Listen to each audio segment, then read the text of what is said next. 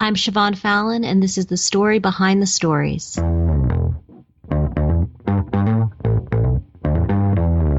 You're listening to the Author Stories Podcast, bringing you the story behind the stories and the storytellers. Margaret White, Terry Brooks, Sheena Kamal, Matthew Quick, JT Ellison, Walt D. Williams, Brad Thor, Corey Dr. O, Brandon Sanderson, Robin Mom, Ernest Klein, Jim Butcher, Sherwin Harris. Visit hankgarner.com for archives of all the shows. Today's guest is Siobhan Fallon.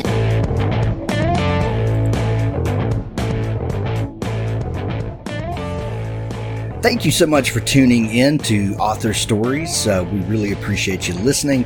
If you would like to subscribe to the show, over in the right-hand sidebar, there are some handy links where you can click and subscribe on your iPhone or your Google Android device, or listen online, or YouTube, or Stitcher Radio. Pretty much anywhere that you listen to podcasts, you can subscribe to Author Stories there. We would like to thank our sponsors today for sponsoring the show. It's because of their generous support that we're able to bring you so many great author interviews, and we'll be calling out those sponsors throughout the show. So thank you to them. As always, stay tuned at the end of the show for an audiobook clip from our good friend Richard Gleaves. Thank you so much for listening. Now on to our show. He enlisted for the money. He stayed for the girl. Gateway to the Galaxy, the new series everyone is talking about, beginning with Book 1, Into the Breach.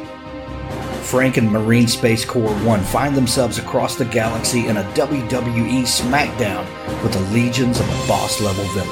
But the party's just getting started. He donned the mantle of a celestial knight to impress a girl, well, an empress. Now destiny's calling in a debt.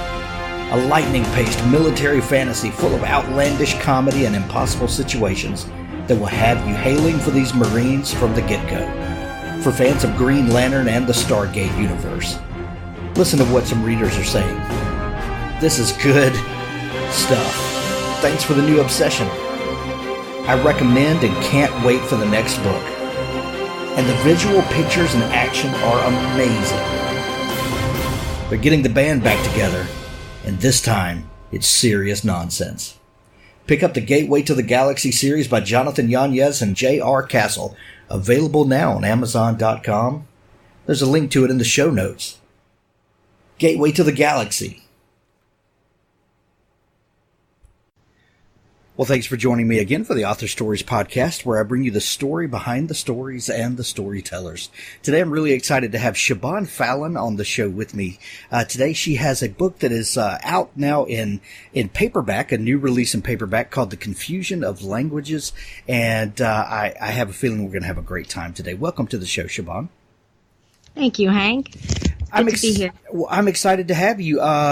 This book is fascinating, and I understand a little bit of your backstory, so I'm really interested to kind of peel back the layers and find out about this. But before we do, we begin each show with the same question, and that question is, what is your first memory of wanting to be a writer or storyteller?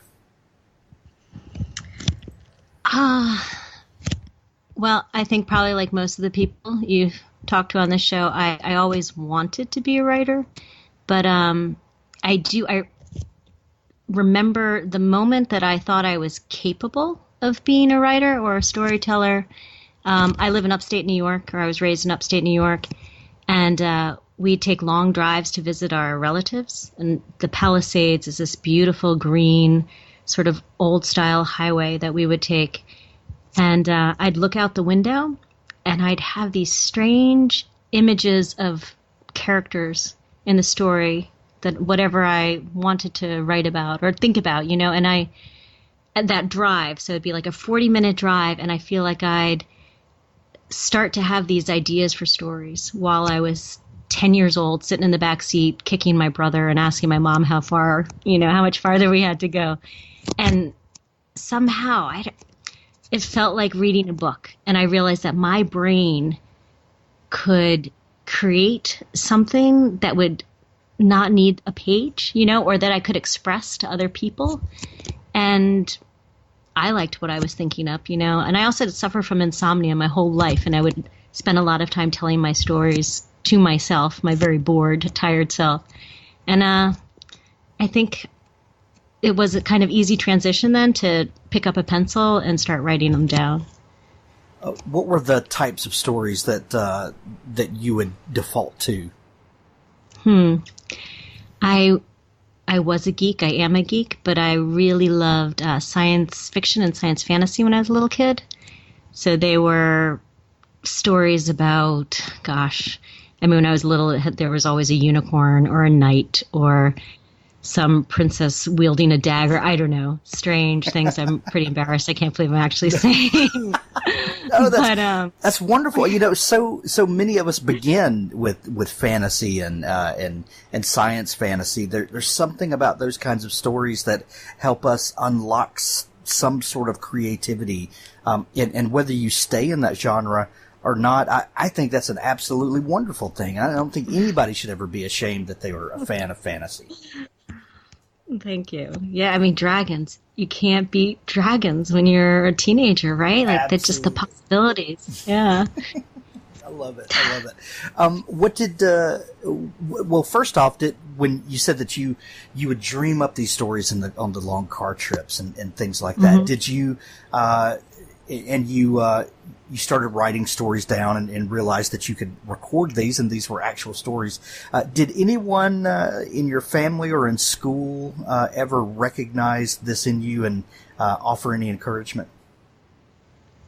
I had teachers that, would tell my mom, oh, she did a pretty good job. You should save this report or story. And I don't think my mother listened to any of them because I don't have any evidence of having written. But yeah, there's a certain amount of encouragement. But later in high school, I think was when I took it seriously enough where teachers realized it was important to me. But I was really shy and I didn't ever want to write creatively. I never valued fiction until I got an MFA in creative writing. So I was in my late 20s before I allowed myself to think like fiction was something you could have like a living part of your life instead of just something you do at night before falling asleep sort of thing. So it took me a long time to realize how important fiction was to me, or at least to let other people know fiction was important to me. What sorts of things were you interested in, or did you feel like was the serious pursuit? I assumed I should go into publishing or write newspaper articles and, I don't know, even being a librarian or a teacher. I just thought other avenues that dealt with the real world, in a more paycheck sort of way instead of fiction writing. So, but here I am writing fiction. So it just took me a while and I didn't let go. You said that you got an MFA. What was your what was the purpose for getting the MFA? What did you think your path would be after getting that? I think I was recognizing that I wanted to do this, and I wanted somebody to tell me that it was okay and give me the time to write. But I also thought it would make me a better editor, or, more lucrative in a publishing job. So even then, I didn't assume that a fiction writer could ever survive on what they were writing. And I think it's probably still very rare. This is my second book, and I don't know. I wouldn't recommend that my daughters take up creative writing, but I probably wouldn't also try and push them away from it if they were desperately in love with it the way I sort of secretly was. Right. You've been a bit of a world traveler and now live overseas, but I think I saw that you lived in Japan. You spent some time in England. When you were living, studying, working abroad, Did being in the different cultures, different atmospheres, different settings, did those speak to you in a creative way? And did it open up new story ideas and possibilities to you? Oh, absolutely. And I think it's funny because I still write about that now, or it's what I'm most fascinated in what I read and what I write. But I love to travel. I love to feel like an alien and seeing a place or a situation in a completely different way and, unexpected way, and either my being the person who's naive or seeing other people react in the way that I know better, so I'm always looking for that kind of new experience. And it's what my entire novel really is about, just people thinking they're understanding their surroundings, but making just colossal mistakes and doing it with the best, trying really hard to do the right thing, but not understanding the culture enough, and then tripping and tripping and tripping. So I've learned that from my own travels, I think, and it seems really funny, but sometimes there's more to it than the amusing anecdote. Your novel, Confusion of Languages, is out in paperback now, was out in hardback a few months ago. Before publishing that book, what sorts of things were you writing and publishing? Well, my first book is a collection of short stories, And the Men Are Gone, and they're set in Fort Hood, Texas. And I'm an Army spouse, and I lived in Fort Hood, Texas during the big Petraeus surge. I don't know if you remember that, but it was sort of the high point of military deployments. And I was writing those particular stories at that time and kind of trying to capture like the soldier's point of view of those who were deployed to Iraq, as well as the family members who were home, and kind of figuring out how to live their lives when the most important person in their life was 7,000 miles away. So those took a couple years to write. And I had written a few novels that probably will take a few more years to write if I ever pick them up out of their dusty drawer. But I don't know. I jump between short stories and longer pieces. Cross your fingers for me that I find one that I like best, or I keep doing both. I absolutely love short stories. I love writing short stories. I love reading them. I think, and Ray Bradbury is one of my personal writing heroes.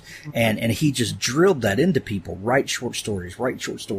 There's no other way to learn how to you can write a novel, right out of the gate, but there's no better way to learn than to find a beginning, a middle, and an end, and keep working at that until you get better and better and better. You say you go back and forth between short stories and longer novels. Is the process different for you when you have a story idea and begin? Do you know this is going to be a short story? Does it have the potential to be whatever, and just comes to its natural end as a short story? Talk a little bit about your process there, if you don't mind. Sure. I feel like I'm always hoping I'm writing a short story, and then the story decides, or I realize there's a lot more to what I want to say than I can fit in 30 pages. So personally, I find short story writing easier. If I don't mean easy to sound easy. I mean, certainly it's not easy, but it's 30 pages again versus 300 pages, which feels massive. But the novel, The Confusion of Languages, I had originally envisioned it as a short story, and we were living in Jordan when I started writing it, and I thought it's time to write something new. I'm going to whip this off and maybe write a collection of short stories set in Jordan.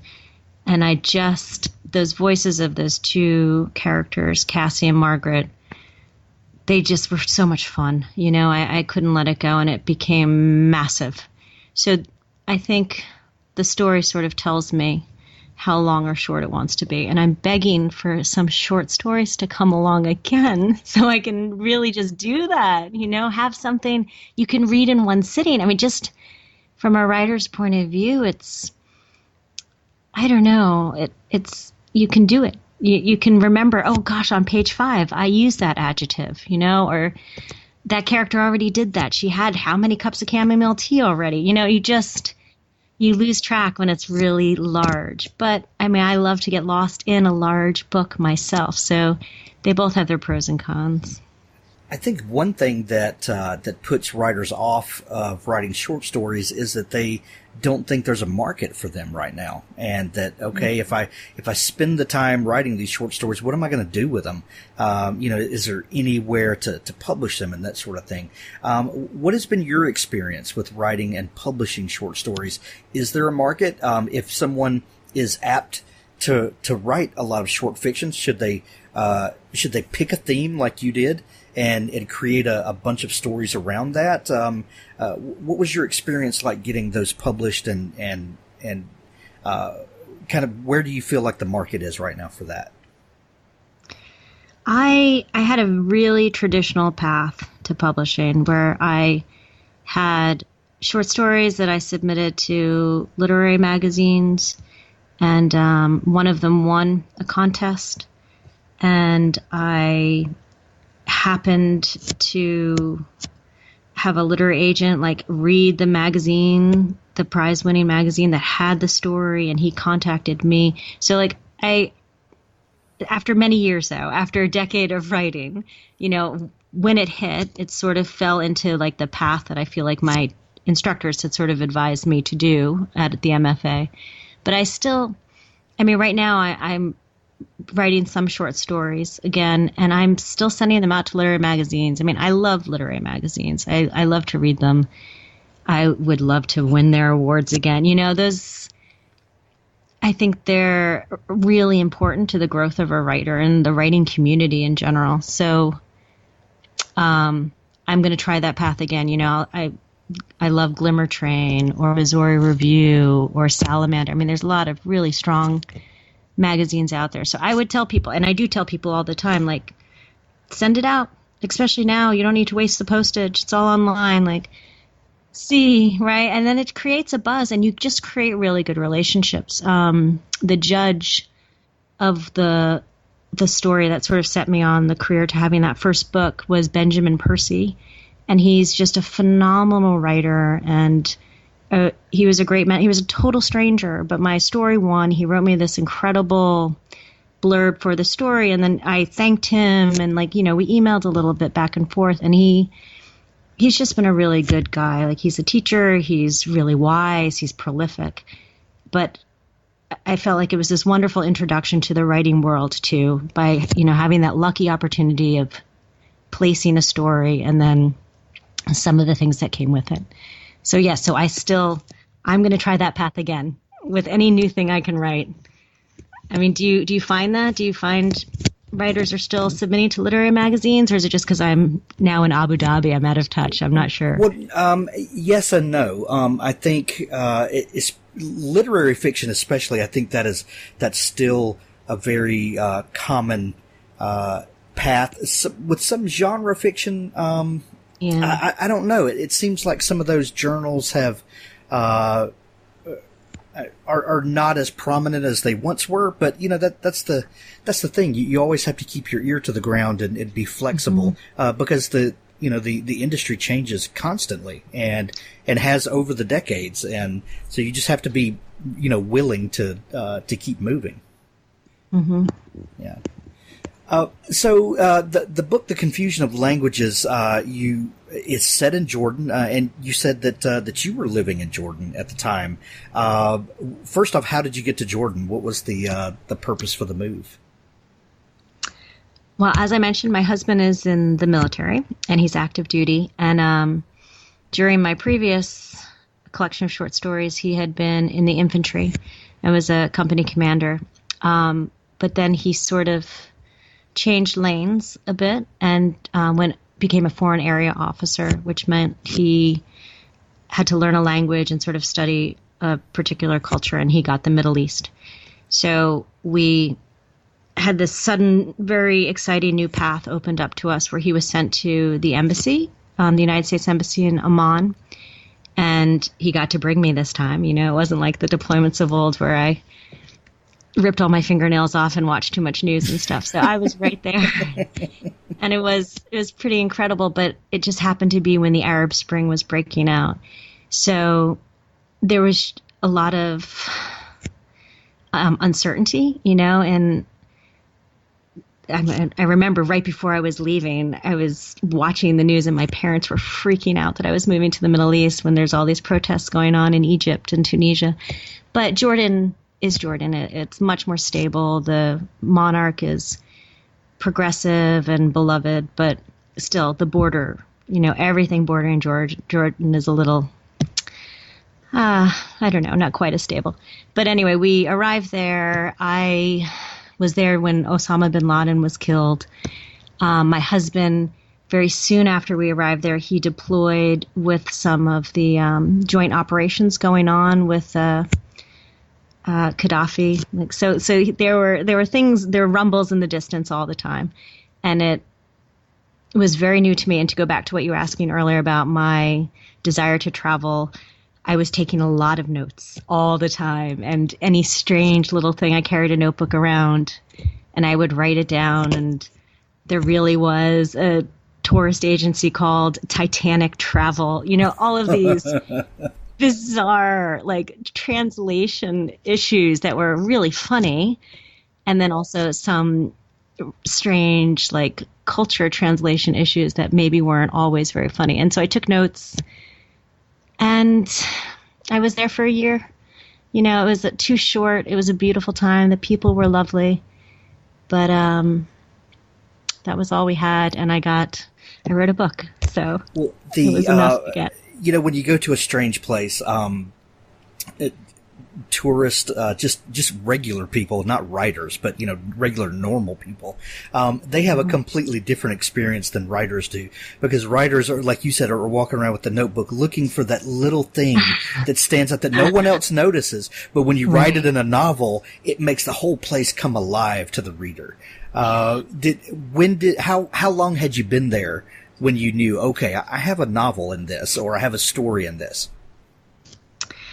I'd been there about 8 months, I think, before I was ready to sort of tackle like my present. You know, I like to think things over, and I take a long time, and I usually write about a place I've been much longer after I've left. And then all the weird things sort of become clearer when I'm back in America. I remember, oh my gosh, in Japan they did that, or, you know, so the whip was cracked though, because I had a 2-book deal with my publisher, Penguin Putnam, and my editor said to me, I think you should write about Jordan. And I sort of resisted. She said, no, really, you know, America wants to know what's happening in Jordan right now. There's a novel there, and you should start writing it. And she was my boss, you know, so I thought, I'll give it a try. I'll see. I have some really interesting notes that I've been taking in my journals. Who knows? You know, she's smarter than, you know, I'm going to listen. And I'm really glad, because I had actually been writing a book set in Japan while I was living in Jordan. And I mean, that would have been such a missed opportunity if I was trying to think about, you know, tatami mats or whatever, miso soup while I was in the thick of the Middle East. So it was really great that she told me to switch gears like that. I'm kind of a nerd for titles. I love to look for the puns and the little hidden twists that when you read the book, the title means something different and that sort of thing. And from the confusion of languages, you know, if it's set in Jordan, we know that the biblical area, and all of the great monotheistic religions are anchored in that general region there, and we've got that great Old Testament story of the Tower of Babel and the confusion of languages.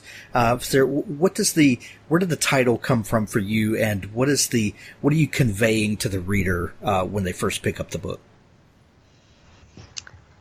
Well, you hit the nail on the head. I mean, that's exactly what I was hoping to. You get that feel that there are layers, that there's more going on than that surface story of two American women in a strange land. Like, I wanted to hint at it, and when I was writing the book, I was definitely always thinking, like, I'm going to show how at every turn human beings manage to just not understand each other, no matter what. Like a husband and wife, they speak the same language. They could be married a decade and they're still going to fight about him putting that wet towel on the ground, like these ways that you're unable to express certain things that you think you're expressing, but the other person isn't picking up on. And it just, in every variation, so if marriages are so difficult, and you're the same nationality and speak the same language, like how in the world, really, do we communicate with anybody else outside of our borders? Like, it's mind-blowing to me. So I just, in every way I could, I was trying to show that in the book. In some, like, funny ways, I hope that people pick up on the humor in the novel. But then in also, sort of catastrophic ways that are accidental, but if you don't realize the mistakes you can make, you're probably going to make them.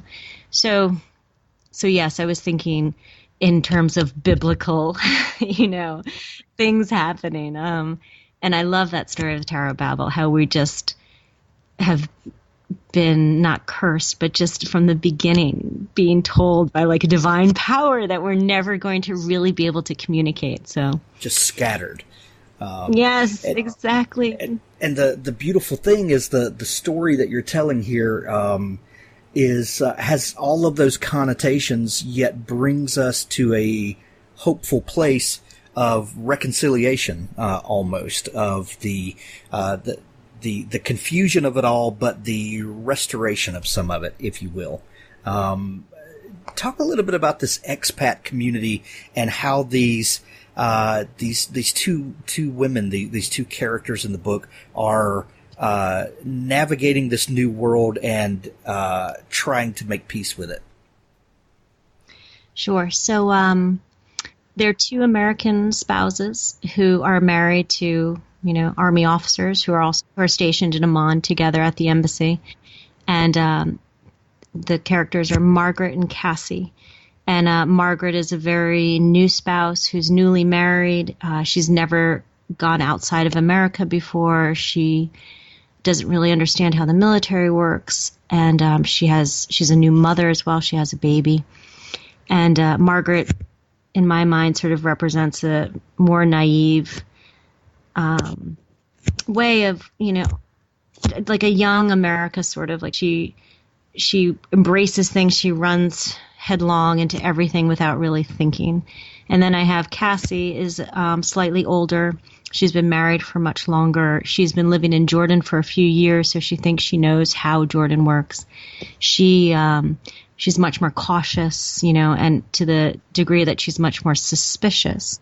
So she's apt to see danger lurking all of the time, whereas Margaret doesn't ever see it, and just these two, and they both think like Americans have to behave in a certain way abroad, and they're very adamant that their behavior is the right behavior. So they clash. So they're friends. And Cassie, the older, woman, she takes Margaret sort of under her wing, and she thinks she's guiding Margaret on like the right path to the expat life. And of course, Margaret thinks she should be doing other more exciting things.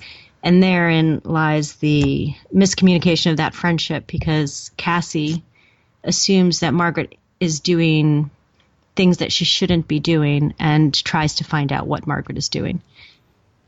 You explore some really interesting character situations in that you've got these these Americans living in Jordan and wrestling with how they behave, so how they react to the culture around them, so that they're not trying to figure out how they live their American lives in this very different foreign, literally foreign place, but also emotionally foreign, and trying to navigate this together, but very differently. How much, well, I won't say how much, but did you ever wrestle with how much of this book was autobiographical? Were you ever worried about writing too much of yourself into it? And how do you tell a story like this authentically, while distancing your real actual life experience from it? Well, I know my husband is always a little worried. Like I think every time he reads anything I write, the man doesn't know what he's going to get handed. But he recognizes it's fiction, and I mean he knows everything about me, and if he can see that this is completely, or like there might be moments, again, like back to those details. I try and ground the work with the names of restaurants or the food, all those very specific details. If I can get those right, then I feel like I have a lot of leeway then to just go wild in other areas. But I'm an American woman living in the Middle East. And when I get emails from American women moving to the Middle East who don't know what to do, we all sort of ask the same questions, what are we going to wear? And do we have to cover our hair? There's all these fears and these stereotypes, and I had them too. So part of the book was sort of poking fun at myself, at some of the things I was worried about, and letting my characters maybe do things I did and then act like misbehave even more because that was fun. Or like people I know, or random things I'd hear at cocktail parties, and then I'd change enough but illuminate the same, the ugly American behavior or the American trying to behave as well as they could, but then getting the culture wrong. So I'm playing with a lot of real life, I guess. And I don't know. That's why I set it in a time period that's pretty contemporary, because I want people to recognize it, and I want people to see a little bit of themselves in it as well. And even me, I have a little bit of myself in both these very different characters, and I don't mind that as long as my husband doesn't get upset or too upset.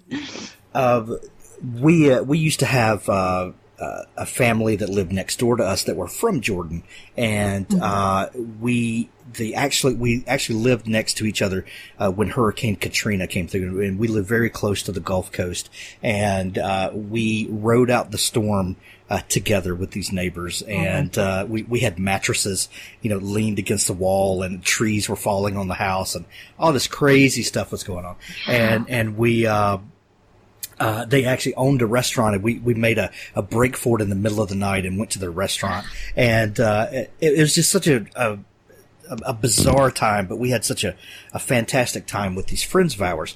And we spent many, many nights either at their house or them at our house, just sharing supper or dinner and talking.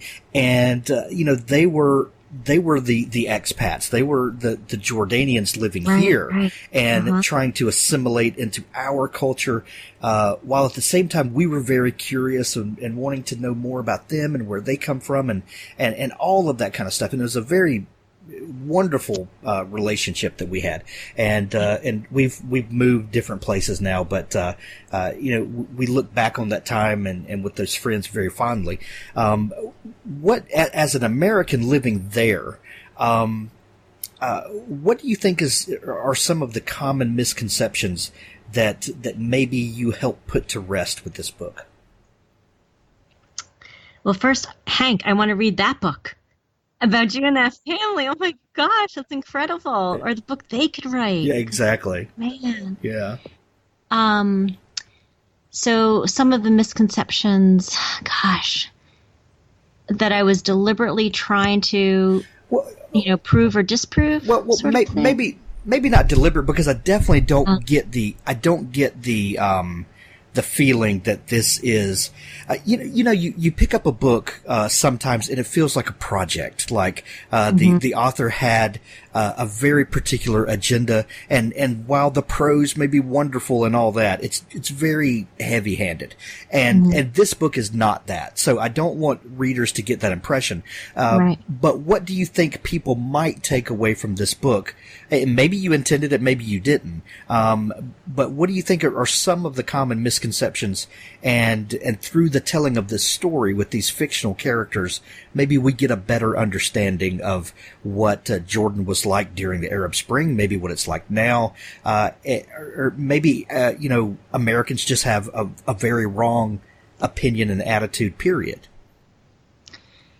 Well, I know when I was in the draft stage with this novel, and my original editor moved to another house, and I had this young, very nice editor for a while, and she wanted me to make the book a thriller, like a real throwdown thriller where there was going to be like a jihad involved and like an act of kidnapping going on, So I remember thinking, like, she's missing the entire point of my book, because I am trying so hard to not play into any of those, the usual fears.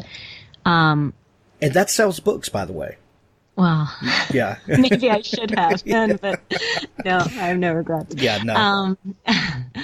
I definitely, I guess I just wanted to show, like, the spectrum of life in Jordan is just like the spectrum of life in America. You meet all kinds the way you would anywhere else. And I mean, it is a novel, so I need to have tension. I need to have the characters that are sort of the bad guys and then the characters who are more the good guys. But that's kind of life too. I don't know. I guess I was really just trying to capture what the experience felt like without headlines, knowing there was something going on in the distance, but then day to day, how life played out in this corner that people weren't looking at. We're all looking at the bigger moments in the Middle East, and then here in Jordan, these smaller moments are still like packed with a different kind of excitement. We talk about in genre fiction, especially if you're talking about science fiction or fantasy or horror or mystery, thriller, all of that stuff. There are particular set pieces that go in that separate those genres from one another, and maybe tropes that are used, different tools in the writer's toolbox that make this definitely this genre or that genre. But when you strip away all of the set pieces that make that story, make it where it fits on a particular shelf in the bookstore. When you take away that stuff, what we all want to read is a story about the human condition and how we interact with one another, maybe how we interact with strangers, maybe how we interact with friends that we've made, and when we're in a new foreign place, and how friendships are made and forged, and how they're sometimes torn apart. And, we want to read about tragedy and hope and the whole range of the human condition. And, I think you can say the same thing about cultures, that if you strip away all the things that make this a particularly Japanese culture or Jordanian culture or American or Canadian or Mexican or whatever, when you take away the things, those set pieces that put it there, we all want the same things. We all want to live in peace and happiness. We want to have a little bit of excitement in our life, as long as we're not in real danger. And we want our children to have a little better than we had. And I think that you can say that about no matter where you set the book. We want to know that other people are really just like us. Mm-hmm. No, it's beautiful.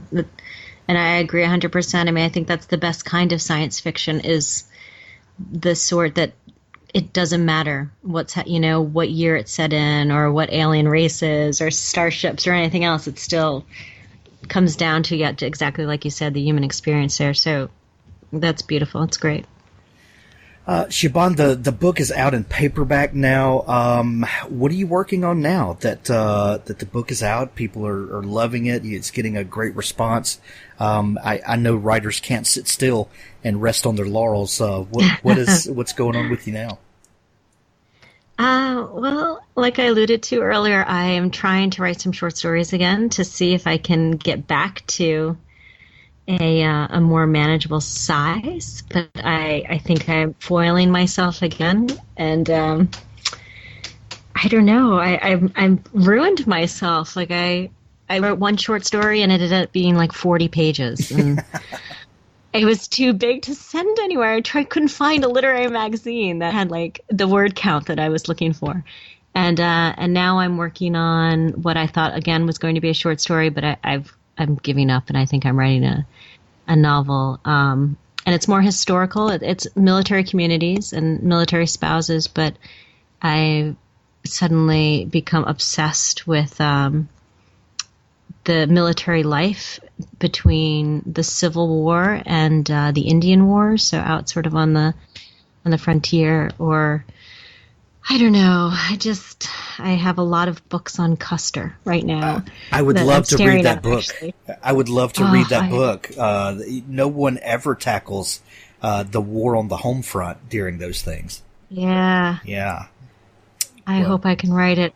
Cross your fingers for me. But, I mean, because people wrote letters. I know. Like, yeah. It's unbelievable. And you can find them.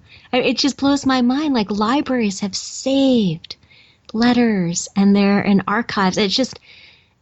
Oh God, I don't know how we don't all know this, and I didn't know anything, but just there were incredible people, these insane heroes from the Civil War, and then went out to Nebraska. They're a wild bunch. So I don't know if I can tackle it, but that's what I'm attempting right now. Write that trilogy, Siobhan. I will. Yeah, it might be. Don't stop at a novel. Write that trilogy. No. Do it. I'll talk to you in the next decade. Tell you how I'm doing. We'll see. Oh man, the book is called "The Confusion of Languages." I highly recommend everyone go out and get a copy of this book. It will really give you a great insight into a particular place and time that we all remember, but it'll also give you a great glimpse into friendship and how we navigate the troubled waters of our relationships with each other. It's a fantastic book. I highly recommend it.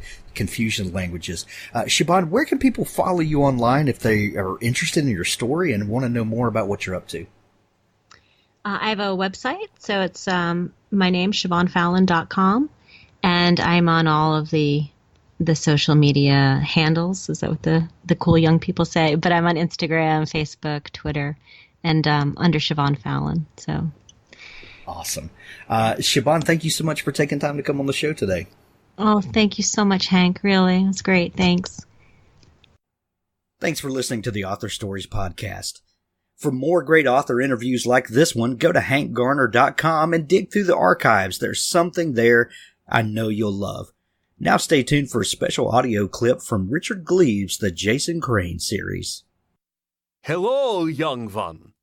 What ghoulish tale of horror shall we explore tonight? Shall we watch The Creepshow? The Nightmare on Elm Street? Child of the night, give me your answer. Which one would Mom kill us for watching? Said Buddy. Dad grinned and his eyes grew wide. Which do you think, child of the jackal? The Omen! And we might have time for Omen too, if we hurry. She'll be home by 11. I'll be back. Buddy ran to his room. He stripped down to his Yoda underwear and fished in the closet. 2 minutes later, he snuck back into the living room wearing his skeleton costume from last Halloween. He crept up behind his dad, who was cueing the movie. But David Rittermeyer was too clever for that. He spun around at the last moment and bared fanged teeth torn from paper plates, drawing a yip of surprise and a cry of, "No fair!" Daddy kicked off his Reeboks, plopped his smelly gym socks on the coffee table, another thing that Mom would hate, and killed the lights. The scary intro music began. The screen showed the silhouette of a boy, about Buddy's age. His shadow was a long, creepy cross. The Antichrist, the son of the devil. Born of a jackal on a night of astrological portent, destined to bring about the end times and the final battle of good versus evil. Buddy sipped Sunkist and scooted up next to his dad. As the movie got scarier, he slipped an arm through his father's and cupped his big bicep. Buddy could feel his father's pulse. Dads get scared too. They flinched together, shouted together, pointed at the screen and covered their faces together. Buddy pressed his eyes to Daddy's shoulder just before the on-screen maid shouted, "It's all for you, Damien!" and dove from the roof, hanging herself. Buddy knew which parts he was old enough to watch and which parts he wasn't. He trusted his dad to let him know when to look again. Occasionally, his dad tricked him into peeking too soon, but that was part of the fun. They kicked their feet at the screen and shouted, "Look up! Look up! Oh, idiot! Don't get yourself killed!" At the climax, the hero of the movie, Mr. Thorne, discovered a birthmark of 3 6s on his son's head and dragged the little Antichrist to the altar of the church, determined to spear his son with holy daggers and end evil forever. After it was over, the Rittermeyer men sat silently through the credits. David put an arm around his son and ran his fingers through Buddy's hair. He wasn't searching for devil marks. He knew there weren't any. And Buddy was certain there were no daggers in his father's hand, either. Those things were just make-believe. Real fathers and sons don't do bad things to each other. They were queuing up Omen 2 when the power went out. "No," Buddy whined. "Not on movie night." Daddy went to the window. "It's the whole block. Sorry, Damien. How about, scary blackout. Go get the Ouija board out of the guest room closet." "Cool. And candles." Buddy found the Ouija board, hidden under old clothes. When he shut the sliding door again, the sight of a monster startled him, and he let out an involuntary, "huh" sound. It was his own skeleton-bodied reflection in the mirrored closet door. He stared at it. He liked the effect of moonlight on his cheeks. Spectral, haunted, his eyes big and white. He clacked his teeth at himself, picturing his own grinning skull under his child's flesh, and gave an evil laugh. He was answered by a scream. A woman's scream. High-pitched and far away. One of the neighbors? Buddy dropped the Ouija board into a patch of moonlight and sat with it. "What's going on?" he whispered, his fingers on the heart-shaped wood planchette.